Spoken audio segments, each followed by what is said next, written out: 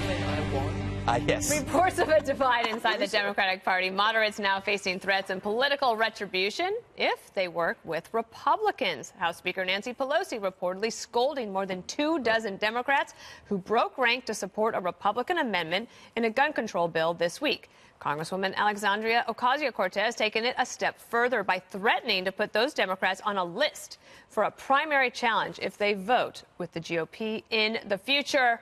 This is very interesting because how did they win in the midterms, Greg? It wasn't necessarily the left. It was in those moderate swing districts where they have to be able to vote as their constituents want. I like how you asked me that question and then you answered it. I did that. It's called leading the witness. Fantastic. You know, I need to rest my brain after beating Jesse yesterday on Tucker. Yeah. Was it that hard? Yeah. How many times Good point. Is it come up today? It'll come up every segment. Okay, this strategy, to your point, mistakenly gives the power to the very people that they're trying to punish. Suddenly moderates and kind of independent minds have like the power of 10 of their peers. Like, think about like... Yeah, think they're about, like the Freedom Caucus like, yeah, think about like, what's his name? Rand Paul. Every time there has to be a vote, everybody has to go to Rand Paul. They all have to run to Rand Paul and see, Rand, would you do this? Would you do that? And also, remember Susan Collins with the Kavanaugh thing? Yes. It's great to be that person, the person that everybody has to wonder and worry about. I love stalemates. One of the great things about your parents fighting is that they overlook the stuff you're doing, you know, so you can stay out later and they don't notice in the liquor cabinet every bottle got slightly less. So fought a lot, I bet. Yes, it was not as much as I would have liked.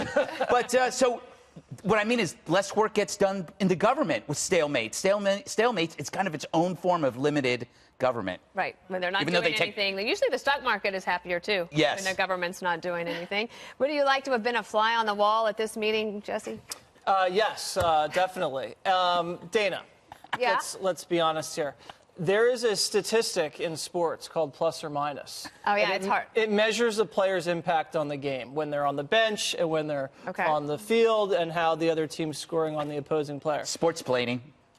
Did I just mansplain? Yes, you did. Okay. But I welcome it. Okay, good, but I thought you needed it. I do need it. Plus or minus. AOC, if you look at it, Republicans are scoring so many points because of AOC. If you think about the Green New Deal, socialism, abolish ICE, and then being okay with illegal immigrants crossing the border to go buy guns and then not telling anybody that the illegals are trying to buy guns, that is so crazy. If the Democrats lose the House in 2020, they're going to be Democrats pointing their finger at AOC. And on top of that, she wants to create a civil war. This is like, she's like the Steve Bannon of the left now. Remember what happened with the Tea Party? You get some good candidates like a Rubio or a Cruz, and then you get your Aikens, and you get some crazy people. O'Donnell. Christina the witch. I'm not a witch. I'm you. Right. But, I love when Democrats fight each other. I just, sit back and relax and love it. To Jesse's point, take a look at this poll, Kennedy. This was the one in the Wall Street Journal. Question about Medicare for all. So in November of 2018, when the election was happening, that was about 30% support. Where is it today? 12%. It's a hell of a chart, Dana. What do you think about that chart? I think it's a great chart. Thank you. Excellent chart. Thank you.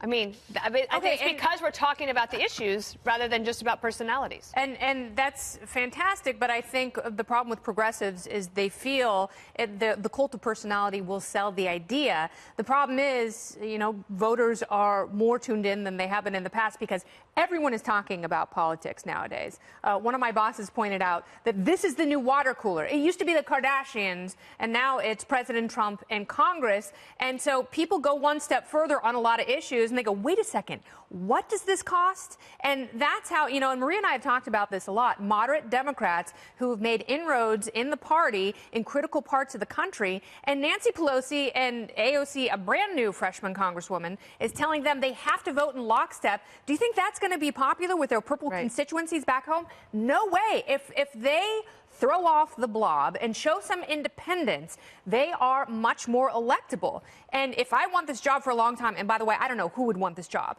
If you've got people telling you, if you don't vote a certain way, if you show any independence or logic at all, you're going on a list, that's a horrible job. That's right. And Congresswoman Ocasio Cortez, with her list, apparently Congresswoman Torres Small, also a freshman. She won that seat in New Mexico, too. New Mexico, right. And it was a very close race. It's right there on the border. Mm-hmm. And apparently she stood up in the meeting, Marie, and she said, you don't know how hard it is to actually run in a district where it's hard I mean, obviously, AOC beat the incumbent Democrat, very liberal but she district. didn't have to run in a very tough Right, race. and I think Democrats are seeing a little bit of what the Republicans went through, and they're still seeing it, right? You're having very hardcore right-wing folks threatening to primary Republicans. That's why so many moderate Republicans didn't run in 2018, because they didn't want to get that kind of inter-party primary.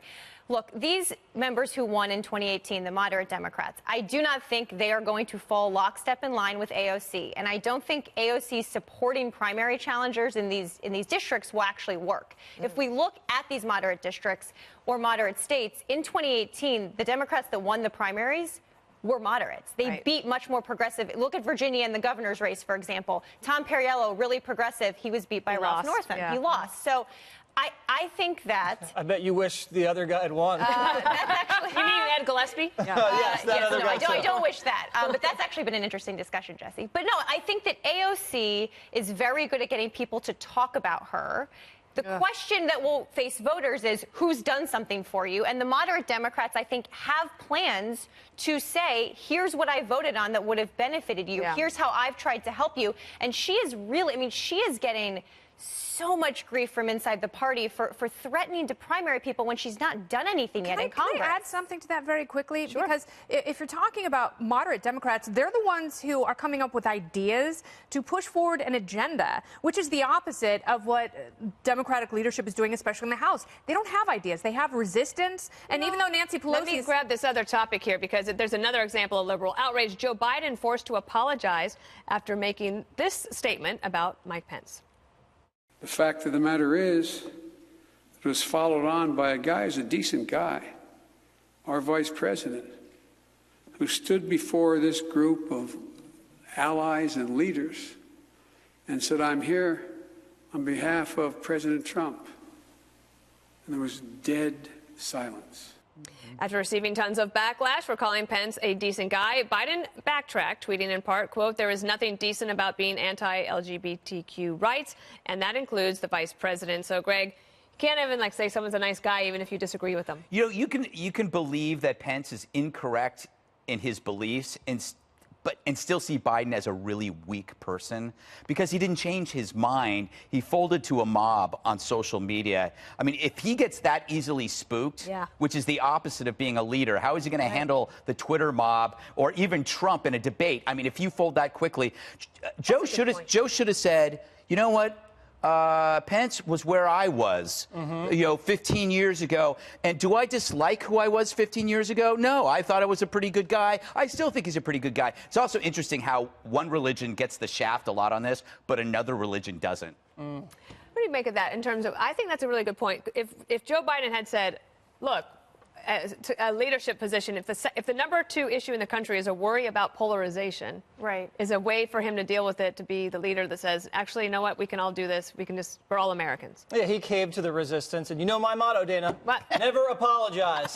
Like I said, it makes you look weak and soft. The art of the Jesse. Yes. Served you so well. In 2020, it has. And in 2020, it's going to be the Democrats who apologize for everything and Trump who apologizes for nothing. So it's going to be a great clash. And to Greg's point, Joe Biden was an indecent man just 5 years ago or 10 years ago when he had the same position on traditional marriage. It doesn't make you anti-LGBTQ. Do I have that right? Yeah, I got it. If you're against traditional marriage, you can be Christian and not hate gay people like they're trying to smear Pence as. And didn't the Trump administration just push for a worldwide decriminalization of homosexuality? He doesn't get any credit there.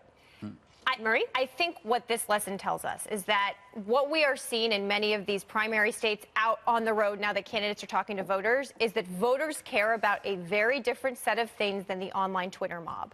And so if people running in this primary want to reach primary voters, they cannot suck up their time and energy doing what Greg says, getting tied into the mob, responding to everything, because when you look at issues even like Elizabeth Warren and the Native American issue, voters aren't asking her about it. That's so true. And you know what? You have a good perspective because you're not on Twitter. I am not on Twitter. And I admire that so much. Kennedy, a last word. No, I think Greg and Marie have it absolutely right. You know, Greg's right. And Whoa.